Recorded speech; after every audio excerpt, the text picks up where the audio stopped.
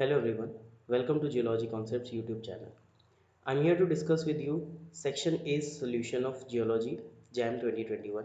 I hope you all have done well in your examination and will find out how these questions were to attempt. If I talk about the difficulty level of this paper, so I can say that moderate to difficult is the correct explanation and many of you would agree with me. But if I talk about the Section A in particular, I would say it's easy to moderate because many questions are direct in this section, but few are indirect. That is, you need to apply your brain to get the answer correct. But we'll see each and every question of this section A, in which 30 questions are there. So let's begin. The first question is, among the following rocks, the one with highest metamorphic grade is. So we all aware of this series of shale converting to slate, then phyllite, schist, gneiss and finally to migmatite. Hence the correct answer for this question will be gneiss because it's the highest grade among these four options. Next is, which one of the following stratigraphic units belong to Cretaceous? Now to answer this question you must be aware of the ages of these four formations. So Kasoli formation belongs to lower Miocene, so it cannot be the answer. Talcher boulder bed from lower Gondwana is in upper Carboniferous to lower Permian. Fenestilla shale belongs to Carboniferous and hence Lameta, that is the answer of your question, is upper Cretaceous. Hence the answer for this question is Lameta formation. The igneous body with the dome or mushroom like shape is known as. Now there are four options, four igneous structures, and for your convenience I have put the figures of all these four. So if you look at the Lacolith, this actually looks like a mushroom or dome shape, hence your answer for this question will be Lacolith. But if you see the other options such as Sill, it's a concordant feature which is almost parallel or horizontal to the country rock, hence it cannot be your answer. Similarly, ring dike, if you look at the plan view of ring dike, it will be a circular section, and in cross section you do not see any dome or mushroom like shape by a ring dike. Similarly, in Lopolith is actually the opposite of Lacolith, in which it's not dome shaped, rather it's saucer shaped. So the correct answer will be Lacolith. Next, a very direct question. The tungsten bearing mineral is. So, bornite is a copper sulfide, greenockite is cadmium sulfide, scheelite contains tungsten. Tungsten is represented by W in periodic table. So, the answer for this question will be scheelite, and cassiterite is tin oxide, which is SnO2. Next is the host rock of lead zinc deposit at Zawar. Zawar, the lead zinc deposit of Zawar, very famous lead zinc deposit at Zawar Muchia, commonly known as Zawar Muchia Belt in Rajasthan. And this is also a very good example of MVT, Mississippi Valley type deposits of hydrothermal processes. So the host rock in the Zawar of lead zinc deposit is dolomite. So the correct answer for this will be dolomite. The Earth's radius is maximum at which one of the following latitudes? Now we all are aware of the fact that Earth is not a perfect sphere, rather it's an oblate spheroid. What does an oblate spheroid mean? It means that the shape is flattened at the poles and it's extended on the equator. Hence the radius on the equator will be maximum, and at the pole it will be minimum. So the latitude at equator is 0 degree, hence the correct answer is 0 degree because the maximum radius has been asked. Next is, bituminous coal deposits in India occur in which one of the following formations?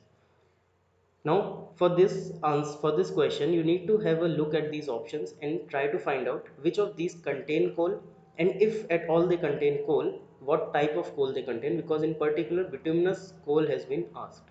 So if you look closely, Naredi formation does not contain coal. Barren measures, although it belongs to the Gondwana formation, but does not contain coal because it's barren. It contains ironstone instead. Now, two formations, Cuddalore and Barakar, both of these contain coal, but again, Cuddalore does not contain bituminous, rather, it contains lignite coal, that too in Neyveli coalfield, the famous lignite deposit. Hence the correct answer for this question will be Barakar formation, which is lower to middle Gondwana formation. The closest value to the percentage of the Earth's surface covered by the oceans is. This has been a very direct question. This is a known fact that about 70 to 72% of the Earth's total surface area is the hydrosphere. Hence, the closest value will be 70%. Next is, which is the shallowest among the marine environments listed below? So you have been given four ocean divisions or four zones which lie on the surface of the ocean, or we can say the sea floor. But you need to choose the shallowest among the following. So to answer this question, you must look at this oceanic division.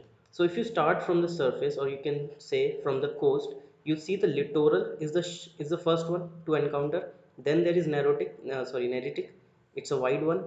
Then there is Bethyl. This whole one is Bethyl, which is of course deeper than littoral and Neritic. And then finally there is abyssal plains or abyssal zone. Hence the answer for this question will be littoral. This is quite small, but it is the shallowest. Hence the answer will be littoral. Next is identify the plant fossil from the following list.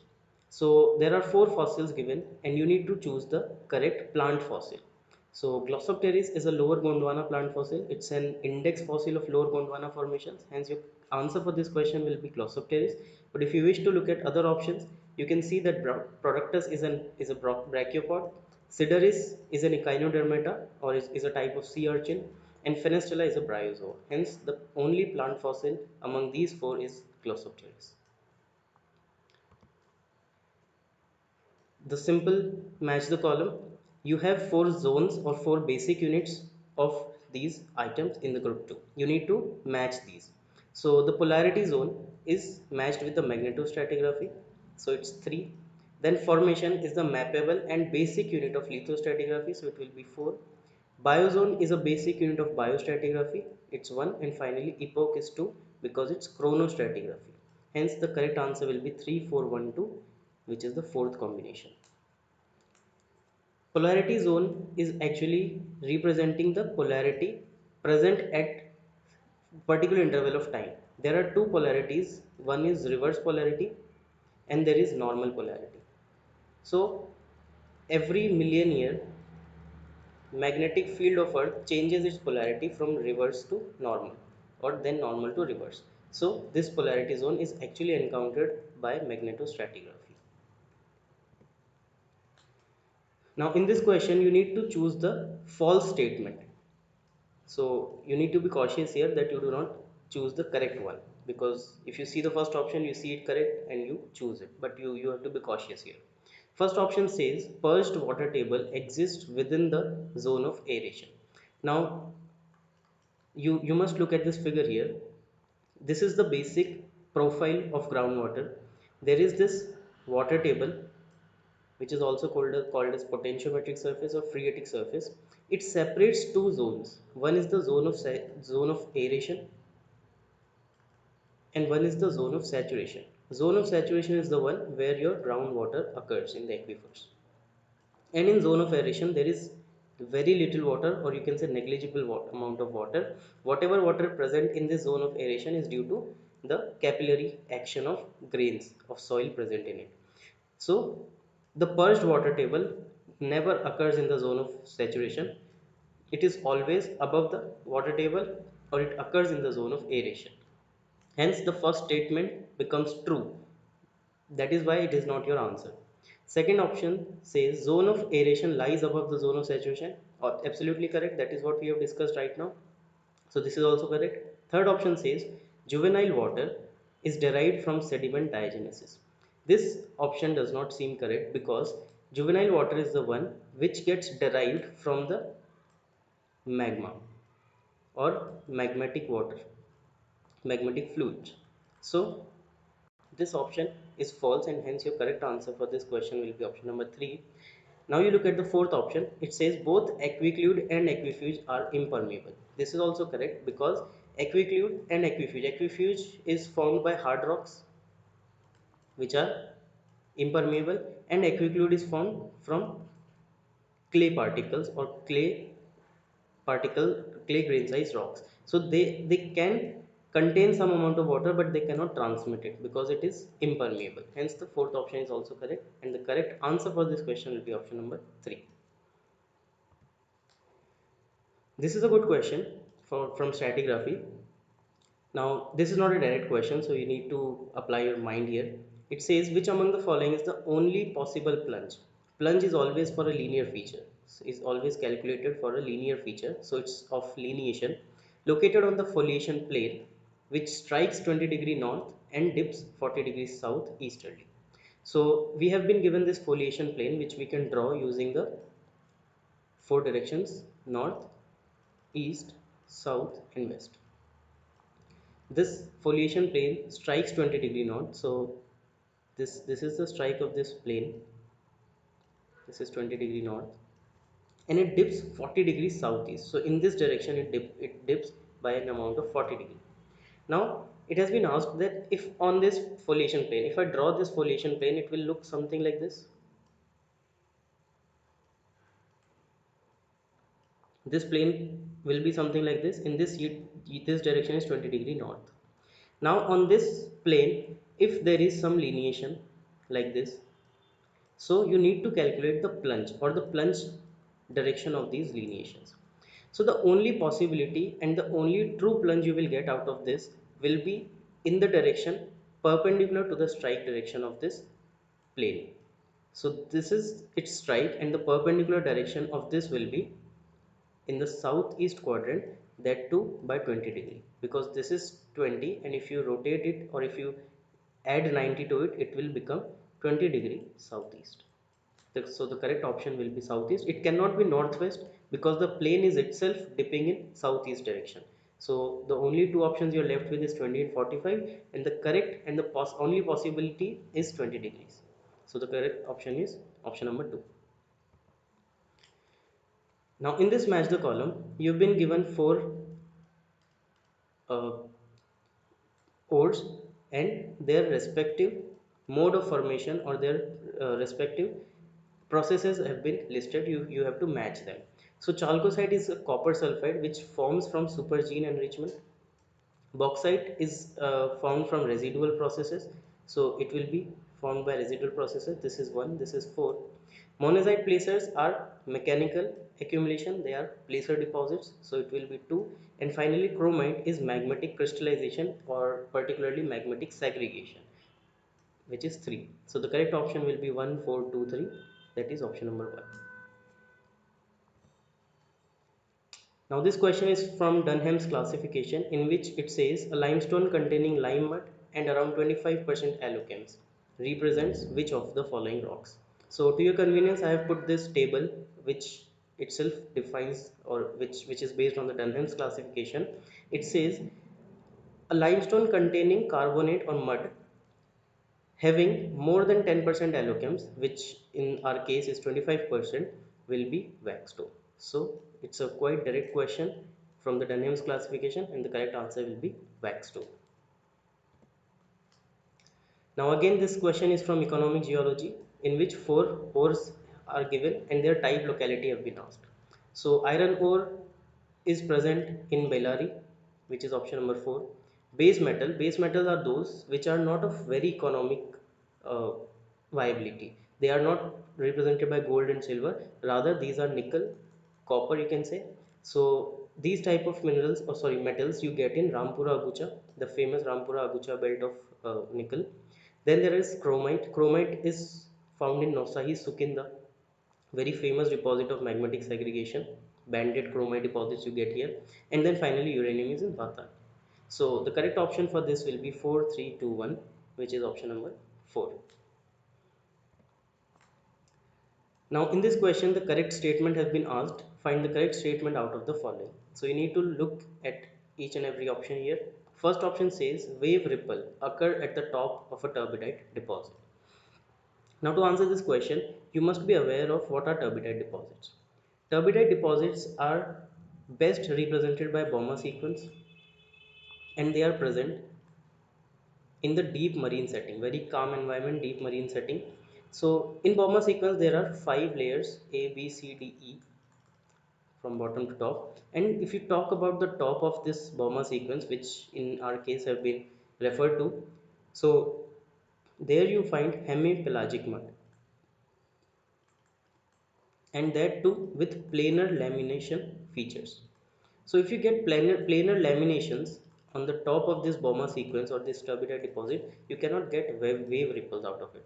Wave ripples define generally the slightly high energy conditions, but planar laminations are very calm environment conditions, very low energy conditions. So first option is false. Second is convolute laminae formed by desiccation. Desiccation is actually the drying of a rock or drying of mud and getting cracks due to contraction. So desiccation gives rise to syneresis crack or mud cracks, commonly known as. So convolute lamination cannot be formed by desiccation, and convolute lamination generally formed by liquefaction. Hence this option is also false. Third option is prod mark is found at the bottom of a bed. This option is absolutely correct because prod mark is one of the tool marks, and tool marks is in the category of sole marks. Sole marks, as the name suggests, are the ones which found at the bottom of a bed. Sole means the bottom. Next is load cast is an erosional structure. This is incorrect because load cast is a deformational structure rather than an erosional structure. So the correct answer will be option number 3. Now this is a very simple match the column, I would say, for two reasons. First is that it has only three options, so it's easy to even guess. Second, the direct figure has been given. So if would have been definitions rather than these figures, it would have been slightly difficult. So you just need to answer them accordingly. Now the easiest one of these is angular unconformity. Angular unconformity is a type of unconformity which separates two type of strata. One is the inclined or highly dipping strata deposited or overlain by horizontal strata. Hence angular unconformity is 1, matched with the one first figure. Non-conformity is the one which is separated by, or which is separating the overlying sedimentary strata by underlying igneous or metamorphic hard rock strata. In this figure, the plus is representing the igneous rocks, and non-conformity will be matched with 3, and finally disconformity will be 2. So the correct option for this will be 2, 3, 1. That is option number 2. Now the first question from crystallography, it says which one of the following crystal forms does not belong to the ditetragonal pyramidal class. Now if you remember ditetragonal pyramidal class, its HM symbol is 4mm. Which of these does not belong to ditetragonal pyramidal class? So to answer this question, I have put this type figure, or you can say a standard figure of 4mm, which contains all the symmetry elements of 4mm, and you can very well answer this question by looking at this, that you do not find any dipyramid. If you are aware of the fact that dipyramids are always the closed forms, meaning that if it is dipyramid, one pyramid has to be closed by another pyramid of same dimensions. That is why it is closed form. But in this figure itself, you can see that there is no second dipyramid, there is only one dipyramid, and it is on the top of a prism rather than a dipyramid.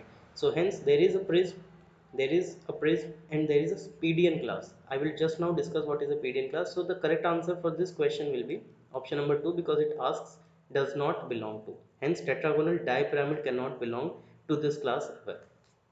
Now what is a C-Pedian? Actually Pedian is a class in which only one plane is there, which does not contain any symmetry, but it is parallel to one or the other axis, and in this case it is parallel to the C axis, hence it is known as C-Pedian. So every phase here, or every phase of this crystal, will behave as a C-Pedian because all of these are parallel to this principal C axis. Hence the correct answer for this will be tetragonal dipyramid. Now this question asks which one of the following tectonic plates have the maximum average velocity. So all these plates are moving at some or the other velocity, but which one is the fastest? So to answer this question, you must look at this figure in which the velocity vectors are shown of each and every important plate. So if you look at the Pacific plate, the largest of all, you see all the velocity vectors are larger in size, meaning that they are the faster ones, and you see all other values are lesser than those, all other values. Only the Pacific plate is the fastest, in which the Nazca plate is the fastest. Hence the correct answer for this will be Pacific. Now another question from crystallography. It asks, choose the correct pair of crystal systems that represents the optic orientation shown in the figure. So you have been given two optic orientations in which XYZ represent the principal optical vibration directions and ABC are the crystallography axis of crystals. So if you look at this first figure, you will see that all the principal vibration directions X, Y and Z are coinciding with the ABC axis of crystal. This is the only possibility of cubic structure, which is the most symmetric one, orthorhombic and tetragonal. So all these four options contain these three options, so we are not close to our answer as of now. But now look closely. This plane is 210. It means that this plane or this crystal intersects the A axis at some half the value of what it intersects at B, and it does not intersect at C. So I can say that all these three are intersecting at different intercepts on the XYZ direction, and this is the only possibility present in orthorhombic, because in this crystal system, if you remember, all the angles between crystallography axis are 90 degree and all the edge lengths of crystallography axis are unequal. But in cubic all the edge lengths are equal, and in tetragonal two of them are equal. Hence your option A and 4 is ruled out. Now you are left with 2 and 3, both of which contain orthorhombic. Now we need to look at this one and try to find out whether it is monoclinic or it is triclinic. So in this question, or sorry, in this optic orientation, you can see only the B direction coinciding with the Y principal direction, and Z and C are not coinciding as they were coinciding in this figure, and similarly not A and X are coinciding. So this is again is the possibility only for monoclinic system, because if it would have been triclinic system, this coincidence will not always be there. Y would not coincide with B because it's the most asymmetric type of crystal system, triclinic, but it is coinciding, hence it will be monoclinic, which is the property of monoclinic system, in which Y, or it can coincide with the Z axis also or X axis also, but only one at a time. Hence the correct option for this question will be B or 2. Now this question from paleontology asks you about the morphology of different fossils. So first one says, and you need to find out the false statement. So first option says, does trilobite contain a pygidium? So we all are aware of the fact that yes, trilobite contain three segments of their body: cephalon, thorax and pygidium. So hence this option is correct and this is not your answer. Next is, ammonites have fluted septa. So look at this ammonite shell over here, it's a cephalopod, and you see these sutures, these are actually the septas, and these are the actually outer impressions of sections of these chambers. The body is chambered and all these chambers are separated by this septa. Hence this is also correct and not your answer. Then brachiopods have a pedicle. So you must look at this brachiopod morphology, in which you can see the pedicle over here, which connects the body of the brachiopod to the seafloor. Hence this is also correct and not your answer. Finally, echinoids have genial spines. This is incorrect because genial spine is in trilobite, not in echinoids. There are genital plates in echinoids, not genial spines. Hence your correct answer for this question will be option number 4. Next is, which one of the following represents the compositional change in plagioclase during the crystallization of a mafic magma? Mafic magma here suggests the anorthite rich bulk composition. So to answer this question, we must look at this solid solution of plagioclase, in which two end members are there. One is albite, which is a sodium plagioclase, NaAl Si3O8. One is anorthite, which is calcium plagioclase. Now if you have a mafic magma which is anorthotic rich, and if you start cooling it, the first crystal that forms is anorthotic rich, and as you move along this liquidus, the solid becomes albite rich. So from anorthite to albite rich, what is the change or what is the effect on the ratio of sodium to calcium? And another is aluminum to silicon. This is what we have to find. Now if you look closely, when this change is happening, when this mafic magma is converting to albite rich composition, what is happening is calcium is decreasing, because calcium is giving rise to sodium. Hence calcium is decreasing and subsequently sodium is increasing. This suggests that this overall ratio is increasing. So half of our option has been cleared out. Now look at this one. In the anorthite, aluminum is twice, and you see in albite aluminum is decreasing. So in this case aluminum is decreasing, and subsequently silicon, which is 2 here, is increasing, which gets 3. So it is also increasing. So combinedly we can say that this ratio is decreasing. Now to match your option, option 3 is the correct answer, which says sodium to calcium ratio increases and aluminum to silicon ratio decreases. This was quite a good question. Again, a metamorphic question, direct question. The following diagram represents the prograde sequence of metamorphic zones that develop during the Buchan type of metamorphism. Buchan type is also known as Abukama series, and Abukama or Buchan type represents regional metamorphism of low pressure. So there is a direct series of this Buchan type metamorphism of pelites. The first mineral to form is chlorite, or the zone you get is chlorite zone. Then there is biotite zone. Then there is cordierite. You might write down the sequence for your further readings. So next is andalusite, and finally it is sillimanite. So you have been given the first member, that is chlorite, and the last one, which is sillimanite, and you need to identify the intermediate 3 components. So first is biotite, then cordierite, then andalusite, and to answer your question, option number 3 is the correct choice: biotite, cordierite, and andalusite. Now it's a very direct question. You just need to be aware of the composition of few important minerals. So leucite is actually the KAlSi2O6, which is 3. Andradite is calcium Fe silicate, which is 4. Cyanidine is the end member of potassium feldspar, which is 1. And jadeite is sodium aluminum silicate, which is option number 2. So 3, 4, 1, 2, that is option number 4. It's a quite direct question, you just need to be aware of the composition.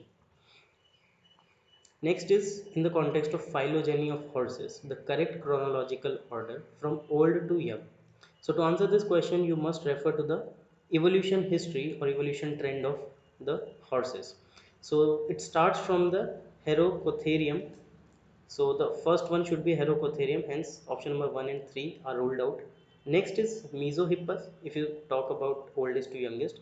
So Mesohippus, hence it should be option number 2. Then it is Meryhippus, Merychippus, and then finally it is Ichthys. So here there is this change. The correct option will be option number 2. Next is the correct sequence of older to younger formations in the stratigraphy of the Kadapa supergroup. So the famous Kadapa basin or Kadapa supergroup starts from the peninsular gneissic basement. Then there is Papagani group, in which two formations are there, Gulcheru and Vempele, of which overlying with Pulivendula and Tadpatri. So the correct answer for this question will be Gulcheru, Vempele, Pulivendula and Tadpatri, that is option number 2. Select the youngest volcanic events out of the following. So this has been a very favorite question of GATE and IIT GEM faculties. So they keep on asking the same question over and over again. You must be aware of these 4 volcanic events. They have significance in the Indian subcontinent context. So you must write down the values of their eruption or their event when they took place. So Panjal volcanic took place around 250 to 261 million annum. Raj Mahal dates about 118 to 111 million annum. Dalma Volcanics is the oldest one. It dates at about 1600 million annum, which is in the Precambrian age, and Deccan is the youngest at about 65 million annum, that is KT boundary. So the answer for this question will be Deccan Volcanics because the youngest event has been asked. So the correct option is Deccan Volcanics. Next is a direct question from the IUGS classification. It asks you about an igneous rock which contains more than 90% plagioclase and less than 10% olivine and pyroxene combined. So you must look at this gabbroic classification of rocks from IUGS classification, and in this case if you see more than 90% plagioclase and less than 10% pyroxene and olivine, hence the rock will be anorthosite. Quite direct question, so option number 2 is the correct answer. And the last question of this section is a very simple match the column of geomorphology. So aeolian processes gives rise to yardan, which is a streamlined erosional feature. Glacial gives rise to drumlin, again a streamlined feature of glacial morphology, which are depositional features. Fluvial gives rise to natural levees, and coastal gives rise to tombolo. Tombolo is actually a type of sandbar which connects an island to the coast.